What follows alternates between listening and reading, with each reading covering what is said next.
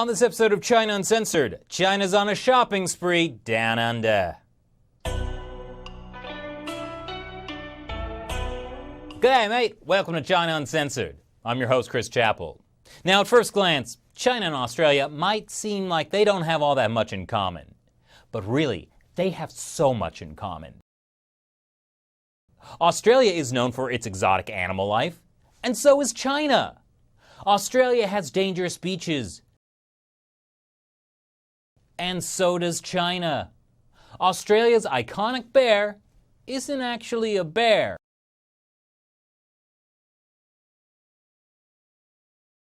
Neither is China's. What's that, Shelley? The giant panda is actually a bear after all.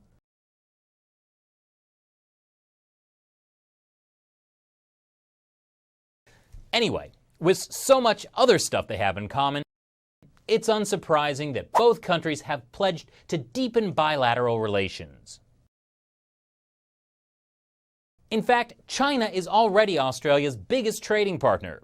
Australian exports of iron ore, coal, and natural gas make up a huge part of it. So the economy of Australia is deeply tied to its relationship with China. What could go wrong? I mean, Chinese state media says it's a win-win. But more and more, concerns are being raised that the Chinese Communist Party is waging a covert campaign of influence in Australia, an aggressive form of soft power, and while loyalists are rewarded, dissidents live in fear. Because as you may have noticed from watching this show, the Chinese regime has a long reach. This is Chen Yonglin. He was the Chinese consul for political affairs in Sydney until he defected in 2005. He said he had knowledge of more than 1,000 Chinese agents operating in Australia. One of their tasks was kidnapping Chinese nationals and sending them back to China. Victims, 7, 8, 10 billion US dollars. Australia is a significant player, absolutely. They find a property, bring in a briefcase full of cash and buy the property. And the bounty hunters trying to get it back. I'm a hired gun to help large corporates or governments to get back what is rightfully theirs. So is this even legal? They need to walk a very, very narrow line. After he defected, he said his source inside China warned him the CCP sent an assassination squad after him. They failed, but recently he said the number of agents in Australia has only increased. How is it the Chinese Communist Party feels like it can get away with this? Money. The Chinese regime has been gradually buying influence in Australia, and today I'm just going to focus on politics, but there is so much more. Unlike the US, Australia has very few campaign finance restrictions. For example, foreign political donations are perfectly legal. I know what you're thinking. It's like when you're watching a movie and the car full of attractive young people, or in this case, middle-aged Australian politicians, breaks down in front of a creepy abandoned house. And you start yelling, "Don't go into the house!" And of course, they go into the house. This is Australia's former Transport Minister, Andrew Robb. He's a member of the Liberal Party, which, despite its name, is the equivalent of the Republican Party in the US or the Conservative Party in the UK. Things are different down under. Anyway, Robb was responsible for a major free trade agreement with China in 2014. The day it was signed, several influential Chinese businessmen donated 50,000 Australian dollars to his campaign. And a few days later, he took an insanely lucrative part-time job as a consultant to a Chinese billionaire, Ye Cheng. A billionaire who just happens to be a member of the Chinese government's main advisory body. This is Australian Labor Party politician Eric Rosendahl. The Labor Party is the major Liberal party in Australia. In 2013, he resigned to take an executive job at a property development company owned by a different Chinese billionaire, Huang Xiangmo, who also has Chinese government connections. But how could Rosendahl just resign and abandon his public duties, you ask? Don't worry. 3 weeks later, Huang Xiangmo's friend nabbed up Rosendahl's vacant council seat. And hey, you know how the Chinese regime has been building fake islands in the South China Sea and putting weapons on them? Well, it upset a lot of people in Australia's Labor Party. But not Senator Sam Dastyari. He told the Chinese media that Australia shouldn't interfere with China's activities in the South China Sea. And during Senate proceedings in 2014, Dastyari said this: that the strong and enduring relationship and friendship between both the governments of China and Australia is something we can rightly be very proud of. Yes, I bet he's very proud of the 5,000 Australian dollar contribution he got from Chinese billionaire Huang Xiangmo. I assume he's also proud of the $1,600 he received from another Chinese businessman with links to the Chinese government. Again, this is perfectly legal under Australian law, though it is perhaps a bit outside voter expectations. So this seems concerning, you say, but the donations don't seem to be that large. Maybe the house isn't haunted after all. Well, a 6-month joint investigation by Australian media companies Fairfax Media and Four Corners found that in 4 years, Huang Xiangmo gave almost $2.7 million to the 3 biggest Australian political parties. And yet another Chinese billionaire, who has possible connections to the Chinese Communist Party, donated $4.1 million over 10 years. So yeah, the house is pretty haunted. But I'm not done. This is Bob Carr, former Minister of Foreign Affairs. He stepped down from office in 2013 and the next year founded a think tank with the help of a $1.8 million donation from our billionaire friend Huang Xiangmo. What's wrong with starting a think tank? Well, it has been accused of operating as a China propaganda arm. Which is ridiculous. He's just trying to help Australians get a better understanding of China, especially the media. Recently, 6 journalists were brought to Beijing by former Foreign Minister Bob Carr on a trip sponsored by the Communist Party's All China Journalists Association. Yes, the Chinese Communist Party is also buying influence in Australian media, but that's a whole other topic.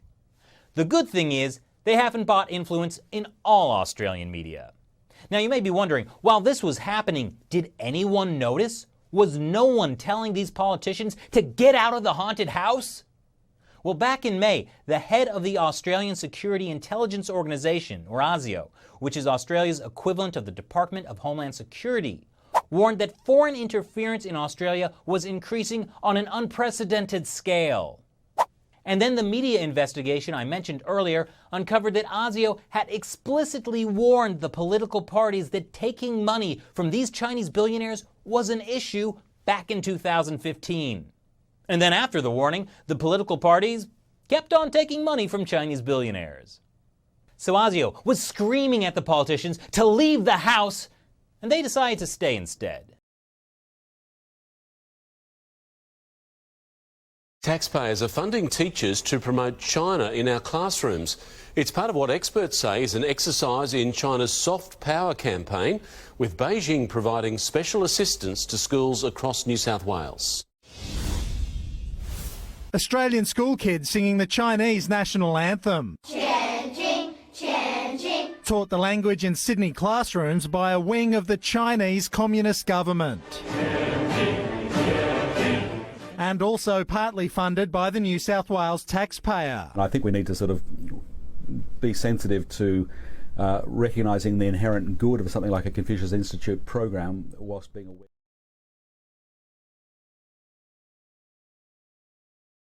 Confucius Institute has 13 language and culture classrooms across New South Wales, including Chatswood, Kensington, Hurstville, Rouse Hill, Petersham, Kingsgrove, Mossman, Rooty Hill, Bonnyrigg, Concord and Homebush.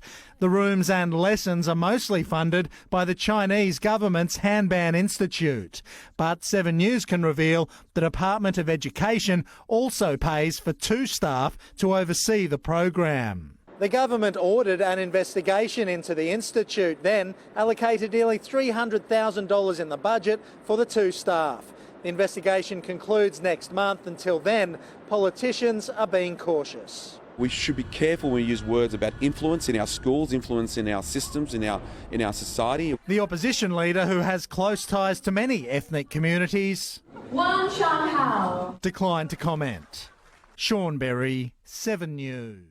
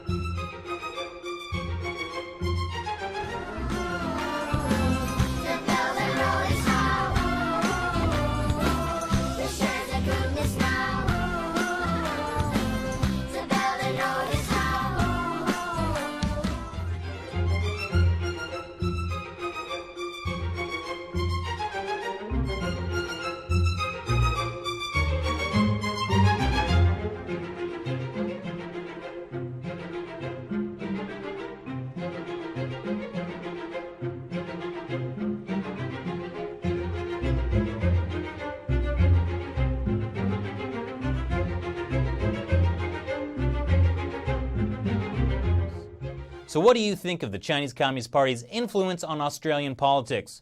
Leave your comments below. Once again, I'm your host, Chris Chappell. See you next time.